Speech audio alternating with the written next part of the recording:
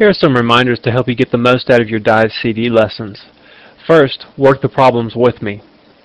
Work every single problem that I work and take notes on everything that I write on the board. One thing I encourage you to do is on the first practice problem, work that one with me, but then for the second and subsequent ones, pause the CD, try to work the problem on your own, then fast forward to the answer. If you got it right, great, you can move on to the next one. If you got it wrong, rewind the CD, look at how to solve the problem, and figure out how to do it correctly. Next, anytime you need to, pause and rewind the CD until you understand that particular concept. The ability to pause and rewind so easily is what makes DIVES CD lessons so much better than a live classroom lecture, so make sure and take advantage of that technology. Next, remember the purpose of math is to teach you to think and to solve problems, to effectively and efficiently think and solve problems. In the lower math levels, there's lots of mental math. In the upper levels especially, this is the most important purpose of math, is to teach you to think and to solve problems. Next, do all of the problems in the problem sets. It depends on the course that you're doing, but typically you'll do 3 to 5 problem sets a week, so that means 3 to 5 CD lessons plus a test. Next, work the homework problems and your test problems too. Work those vertically. Split your paper in two and work them vertically. And of course, make sure you show your work on your problems too. As you work them vertically, write each step down and write each subsequent step underneath the previous one. And this will help you sometimes to recognize patterns a little bit easier and help you solve the problem better. Also, use a calculator sparingly, only for geometry problems and some word problems. Don't use it for Math 7-6 or below that for any of that. Algebra half and up, use it sparingly. And lastly, have a good attitude. Every day you do school, you have a choice to make. It is your personal choice to have a good attitude, work hard, do your best, or to be lazy, complain, whine, and have a bad attitude. So choose right now to have a good attitude. Dive in, take advantage of this CD lesson, and do your best to learn the math that you're going to learn today. In Lesson 110, we'll be working with functions and learning how to shift them vertically, horizontally, and also how to reflect them about the x-axis. In Lesson 95, we learned to recognize the shapes of several non-linear functions, or functions that would not make a line when you graph them. And so these functions that I've drawn, the first one's the quadratic function. That's called the parent function for the quadratic function, or the fundamental function, x squared, and then f of x equals x cubed. That's the parent function for the cubic function.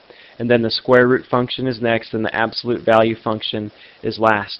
These are called the parent functions. They're like the base or standard function that we think about when we think about these different shapes.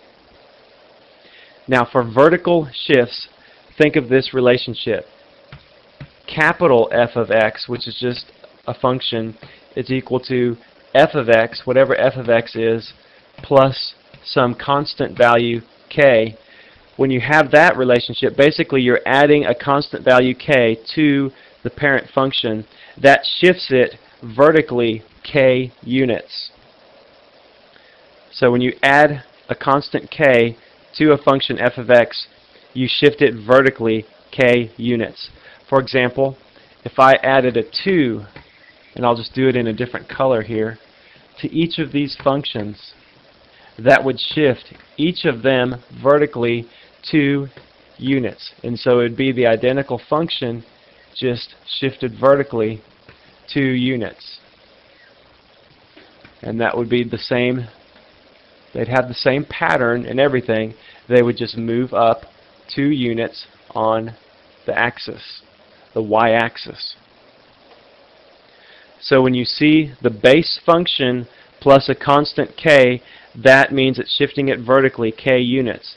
For example, if it was x squared minus 2 on that first function, that means you would be shifting it down to from where the base function is. So the thing to remember on these is where the base function goes through. And if you can remember that, then you just move them relative to that, whether it's a vertical shift or whether it's like a horizontal shift like we're going to do next. Now for a negative, or not a negative, a horizontal shift, like in section B of this lesson, you follow this pattern here. F of x equals f of x minus k. So now k is not just added on the end, you're changing the x value. So see how the k is inside the parentheses? That means you're changing the x value. So when you change the x value, that makes it shift horizontally. In a vertical shift, you just add k on the end. It's like a y-intercept on an equation of a line. It's a real similar idea there. Here we're changing k, and so it shifts it horizontally. Now, something else to add on there is it shifts it horizontally k units. So let's just think about this. Let's look at that square root function, and let's do it like this. The square root of x minus 2, like that. Now that's going to shift it 2 units, not negative 2 units, but 2 units, positive 2 units. So it'll shift it to the right 1, 2, and it'll start like that. Think about it. When x equals positive 2, you would have 2 minus 2 is 0. Square root of 0 is 0. So y, or f of x, equals 0. And so that's why it shifts it to the right, even though there's a negative number in there. Think about the absolute value function. Absolute value of x minus 2. When x is a positive 2, you have 2 minus 2 is 0. And so that's where it starts. Right now it's at the origin. You move it to the right, and it'll start there if it's x minus 2 inside the absolute value sign. So when you have x minus k and it's inside the parentheses there, that means you're changing the direction of x. Think about one more. Let's do the parabola. And what if we had x plus 2 squared as our function? Now think about that. When x is negative 2, then f of x would be 0, because we have negative 2 plus 2 is 0. And so that would move it to the left 2. It would shift it to the left 2, and it would start there. So see, that's different than x minus k. Now it's an x plus k, so that means we shift to the left 2. So that can be a little bit confusing on the horizontal shift. You always shift the opposite direction of whatever the constant k is and its sign. If it's a negative 2, we shift to the right 2. If it's a positive 2, we shift to the left 2. Now the next one is about reflections, and if you have f of x, capital F of x equals minus f of x, you reflect it. And so when you have f of x equals minus f of x, the graph is reflected, and it's about the x-axis, not the y-axis, but about the x-axis. So think about this. We have an xy axis, and let's say we were graphing f of x equals absolute value of x. So we would graph it, and it would look something like that. That's what its shape would be. Now, let's do f of x is equal to minus absolute value of x. So for every x value, say x was 0, f of 0 would still be 0. Let's say x was 10, f of 10 would be a negative 10. And so now all the y values are negative, and so it just reflects it about the x-axis. This is the x-axis here. So it flips it about that. Now 110D is about shifts and reflections. So I'm going to have you do some practice problems here where we'll have to shift and reflect the base function. Look at practice problem A.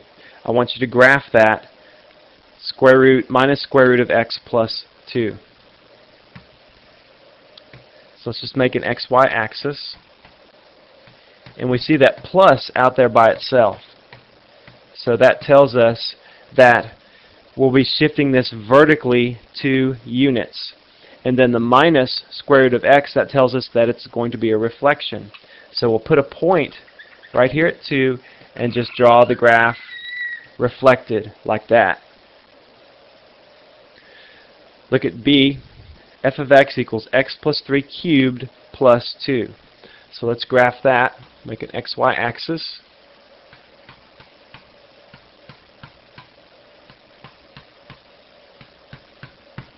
Now, we've got a k on the outside of the parentheses there, a constant, which is 2, so we know we'll be shifting up 2, and then we think of x minus k on the inside, but it's a positive, so we always, when the constant is on the inside of the parentheses, we move the opposite that value is. So we'll be moving to the left 3, and then we're also moving up 2.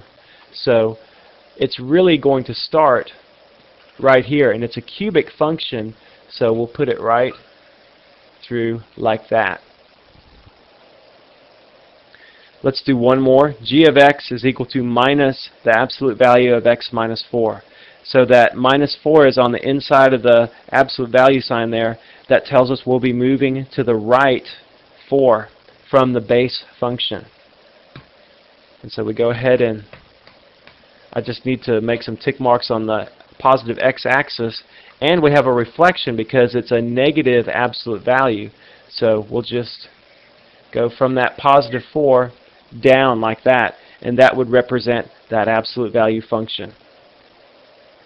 So make sure you remember all those different relationships and how a vertical shift, a horizontal shift, and a reflection work. Okay, well that's all for lesson 110.